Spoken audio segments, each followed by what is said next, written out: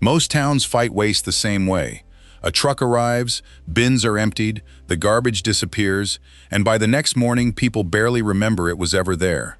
That routine feels so normal that almost nobody stops to ask what kind of system has to exist behind it, how much fuel it burns, how much labor it needs, how much material gets mixed together, and how quickly a community can forget the true size of its own trash problem once the evidence is hauled away.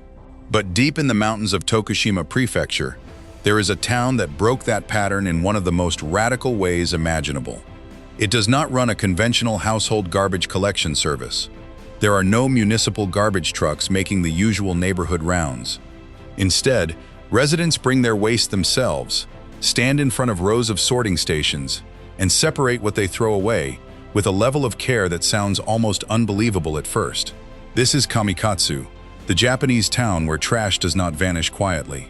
It has to be confronted, category by category, item by item, by the people who created it in the first place. That alone would be enough to make the town famous. But Kamikatsu did not stop at removing the usual convenience. It built an entire culture around that missing step. Official information from the town's Zero Waste Initiative says residents separate waste into 13 types and 45 categories, with the town achieving a recycling rate of more than 80% through years of collective effort. Not 100%, not some magical perfect number, more than 80%. That distinction matters, because it makes the story more impressive, not less. Kamikatsu is not interesting because it claims to have abolished waste. It is interesting because it got remarkably far by refusing to lie about how hard waste really is. There are still materials that remain difficult and expensive to recycle. There are still limits. But instead of using those limits as an excuse to do nothing, the town turned them into a challenge the whole community could see every single day. To understand why Kamikatsu works the way it does, you have to start with geography, because the town is not a dense urban district where one truck route can collect thousands of homes in a small area. Kamikatsu is a mountain town. Communities are scattered, roads twist through steep terrain. For local officials, creating an ordinary collection system for that landscape would have been expensive from the start, and once the waste was collected, it still had to be processed somehow. Older practices involved open incineration, but those methods brought environmental and health concerns that became harder to ignore over time. So the town began searching for another path. According to accounts of Kamikatsu's waste history, one of the earliest practical turning points was kitchen waste. Raw household garbage made up a large share of the town's waste stream, and because wet waste burns badly, it also makes incineration less efficient. Rather than keep spending money to collect and burn something so heavy with moisture, the town pushed household composting. That decision sounds small, but it changed the logic of the entire system. Once residents started handling food scraps at home, waste stopped being one anonymous pile and started becoming a series of separate material decisions. Paper is not the same as metal. Clear plastic is not the same as packaging film. Bottles are not the same as caps. A shirt that can still be worn is not the same as something truly unusable. That awareness is what Kamikatsu built on when it issued its Zero Waste Declaration in 2003. The town's approach was not simply to tell people to recycle more. It was to force a much sharper question. What exactly are you throwing away, and what could happen to it instead? If a town only has a few broad bins, most people never learn the answer. In Kamikatsu, the answer is built into the process. Residents sort their own materials. They carry them to the town's collection point. They place them into the correct sections. And signs explain what will happen next, including what a given material can become, and in some cases, whether that material costs money to process or brings money back into the system. That is one of the town's quietest but smartest ideas. The sorting process is not only about waste diversion, it is also about education. In many places, waste becomes invisible the moment it leaves the curb. In Kamikatsu, disposal remains visible long enough to become moral. If you have to wash a bottle, remove labels, separate the cap, and physically carry the item to a collection center, you do not think about consumption the same way anymore. Convenience used to end the story. Here, inconvenience teaches it. residents begin noticing packaging choices before they buy something. They see which objects become reusable resources and which ones become troublesome leftovers. They learn that waste is not a single material, but an entire downstream burden. That is why people who visit Kamikatsu often come away talking not only about recycling, but about mindset. The town's single waste collection site became even more important when Kamikatsu opened the Zero Waste Center, known as Y, in 2020. The center is not just a practical station where residents drop off sorted waste. It is also a symbolic place designed to make both locals and visitors think about the larger questions behind consumption. Why do we buy things? Why do we throw them away? Why are certain materials easy to recycle while others are difficult? Why do so many societies organize daily life around disposal rather than prevention? The center combines waste operations with learning spaces, reuse functions, and even accommodations for guests who want to experience the town's system firsthand. That move transformed Kamikatsu from a local policy experiment into something closer to a living public demonstration. The town was no longer simply managing its own waste.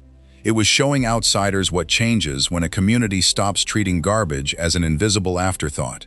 And if there is one place that captures the personality of Kamikatsu better than any statistic, it may be the Kuru Kuru shop.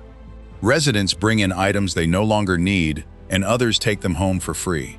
Circularity here is not a slogan. It is a physical, everyday practice. Clothes, tableware, tools, decorations, household goods, the kinds of objects that would often drift toward dumpsters elsewhere, can re-enter use with almost no friction at all. The point is not merely thrift, though thrift matters. The point is to extend the life of things before they become waste in the first place.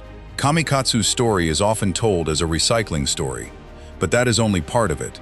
The deeper lesson is that reuse can be socially organized. A town can build rituals, spaces, and habits that make passing objects along feel normal rather than exceptional. Of course, none of this means the system was instantly welcomed. Even the town's own advocates and residents have been open about the fact that the early years were difficult. Sorting into dozens of categories takes time. Washing materials takes effort. Driving waste to a central site requires planning. The system asks people to do work that other towns outsource to municipal convenience. And that is exactly why Kamikatsu matters. If the system had been effortless from the start, it would not tell us much about real behavior. What makes the town's achievement remarkable is that a community learned to live with friction and then, in many cases, normalized it. People adapted, habits formed, children grew up inside the logic of separation and reuse. Staff at the collection center helped residents sort correctly. The place itself became a point of social contact. In a small town, the waste station did not become a shameful edge zone. It became part of community life. There is also an economic side to this that often gets overlooked. Fine sorting is not simply a moral exercise. It can change costs.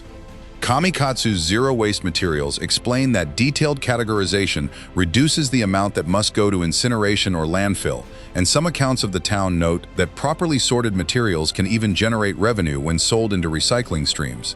That does not mean the whole system prints money. It does not. But it does mean waste stops being treated as a single expensive burden and starts becoming a set of material pathways with different outcomes. Some items can be reused, some can be sold, some can be composted, some can be processed, and some still remain a costly problem. That honesty is crucial. Kamikatsu has never really been a fairy tale about eliminating reality. It is a case study in facing reality in much finer detail than most places are willing to tolerate. That final 20% is where the romance of the story gives way to the hard wall of material science, public health, and product design. Disposable diapers, certain hygiene products, composite items, hard-to-separate materials. These are among the categories that make true zero waste so stubborn. This is where Kamikatsu's experiment becomes bigger than Kamikatsu. The town can sort brilliantly. Residents can participate faithfully. A community can build a culture of responsibility. But if manufacturers keep producing goods that are difficult to disassemble, impossible to refill, or uneconomical to recover, then even the most disciplined town eventually collides with industrial design decisions made far away. That is why later discussion around Kamikatsu increasingly emphasizes responsibility beyond households alone. Consumers matter, municipal systems matter, but producers matter too. If a product is born unrecyclable, no amount of local idealism can completely rescue it at the end. And that may be the most powerful reason this little mountain town has drawn international attention. Kamikatsu is not merely a place with no garbage trucks. It is a place that exposed the true shape of waste by removing one layer of convenience. In most societies, trucks create distance. They spare us from thinking too hard about what we discard and how often we discard it. Kamikatsu shrank that distance until every bottle, tray, paper bundle, can, and leftover object had to pass back through human hands one more time. The result was not perfection.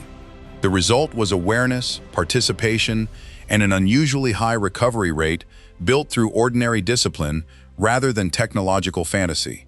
There is another reason the town system hits visitors so hard. In most environmental debates, responsibility is discussed in the abstract. People talk about sustainability, carbon footprints, circularity, and conscious consumption, but the actual daily behavior behind those terms often stays hazy. Kamikatsu makes responsibility physical. It lives in rinsing a container before it dries sticky. It lives in remembering whether a particular tray belongs with one plastic stream or another. It lives in carrying bags of carefully separated material to the station instead of leaving them for an unseen worker. That physicality changes the psychology of disposal. Waste stops being an ending and becomes a relationship. Residents are not simply told to care. The system makes caring procedural. That procedural care also creates something rare in modern material culture: feedback. Most people never receive any real feedback on the waste they generate. Buy, use, discard, repeat. The consequences are delayed, outsourced, and buried inside municipal budgets or landfill maps few citizens ever read. Kamikatsu shortens the loop. The moment residents have to separate paper into multiple forms, plastics into distinct categories, and reusable goods from true discards, the shape of their own consumption becomes legible. It becomes possible to notice patterns. Which products create annoying leftovers? Which purchases bring home unnecessary packaging? Which items can be repaired, reused, or passed on? The town did not create environmental consciousness only by telling people a better story. It created it by changing what people had to do with their hands. This is also why Kamikatsu resists simple imitation. From far away, the system looks like a policy. Up close, it looks more like a culture supported by policy. Another town can copy the categories, print the signs, build a collection point, and declare ambitious goals. But if the people do not believe the effort belongs to them, the system can start feeling like punishment instead of participation. Kamikatsu's mountain scale matters here. Its small population matters. The fact that people know one another matters. The collection center can become a social site partly because the community is small enough for repeated encounters to feel normal. That does not make the model impossible elsewhere, but it does mean scale changes the emotional texture of the experiment. In a village, inconvenience can become shared identity. In a giant city, the same inconvenience might feel anonymous and coercive unless designed very carefully. At the same time, Kamikatsu offers lessons that are bigger than its size. One is that infrastructure teaches values. Build a system around effortless disposal, and people become skilled at forgetting. Build a system around sorting, composting, reuse, and visible trade-offs, and people become skilled at noticing. Another lesson is that waste reform is often less about heroism than about repetition. The town's success did not come from a single invention, app, robot, or viral breakthrough. It came from routines. Compost here, clean that, separate this, return that item for someone else to use. Ask whether this purchase is necessary. These are boring verbs, which is exactly why they matter. Most environmental change fails when it depends on inspiration alone. Kamikatsu built its results through habits sturdy enough to survive after the excitement fades. There is also something quietly radical in the way the town redefines what counts as public service. In many places, a good waste system is judged by how invisible it is. If the bins are emptied, the streets are clean, and nobody has to think about the afterlife of packaging, the service is considered efficient. Kamikatsu almost flips that assumption. It still needs cleanliness, order, and hygiene. But part of the service it provides is exposure. The system does not merely remove waste. It teaches residents and visitors what waste actually is. In that sense, the town treats education as infrastructure. Signs, categories, staff support, reuse spaces, and visible pathways for discarded items are not side decorations. They are the mechanism through which behavior changes. The town's architectural choices reinforce that lesson. The Y Center, built with donated fittings and reclaimed materials, is not just a facility that processes sorted material. Its very form tells a story about material afterlives. Windows and components that would have been ordinary debris elsewhere become part of the building itself. The center asks questions, not only through exhibitions or explanations, but through its walls.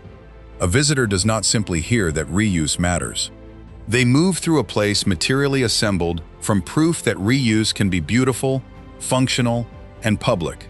That kind of symbolic design matters more than people sometimes assume, because waste is partly a failure of imagination. If discarded things are only ever seen as dead matter, they will continue moving toward disposal. If a town can make reuse visible and dignified, it begins to change desire as well as duty. And still, the limits remain. Kamikatsu's last unrecyclable share continues to expose the boundaries of current systems. That residue is not a flaw in the town's effort. It is a diagnostic tool. It reveals which products are designed without serious thought for their end of life. It reveals where hygiene needs, health needs, and convenience culture collide with circularity. It reveals the stubborn gap between what communities can do and what manufacturers must eventually redesign. This is why the town's modern messaging increasingly reaches beyond local behavior toward broader collaboration with businesses, researchers, and universities. If zero waste remains only a household responsibility, it will always hit a ceiling. The upstream world has to move too. That upstream world is where Kamikatsu becomes a kind of mirror for everyone else. Every hard-to-recycle packet or composite product sitting in its sorting system represents a design decision made somewhere beyond the town's valleys. Someone chose the material combination. Someone chose the adhesive. Someone chose the packaging format. Someone chose a product life cycle that would become another community's disposal burden later. Kamikatsu makes those distant decisions visible at the local level. In doing so, it exposes one of the central truths of modern consumption. Waste is not created at the bin. It is often created at the design stage. And perhaps that is the strangest twist in the entire story. A town became globally famous not because it discovered a futuristic machine, but because it revived something almost embarrassingly basic: paying attention. Attention to categories. Attention to contamination. Attention to habits. Attention to packaging before purchase and to materials after use. Kamikatsu proves that radical change can look quiet from the outside. No grand spectacle, no science fiction skyline, no dramatic promise that human beings can consume without consequence. Just a small mountain town insisting that disposal should be honest, visible, shared, specific. It asks people to see waste not as disappearance, but as design, labor, memory, and consequence. So when people describe Kamikatsu as a town with no trash, they miss the real story. The town does have trash. It has difficult materials, stubborn leftovers, and an unfinished fight with that last unrecoverable share. What it also has is a rare willingness to deal with waste in the open. No truck arrives to make the problem disappear on schedule.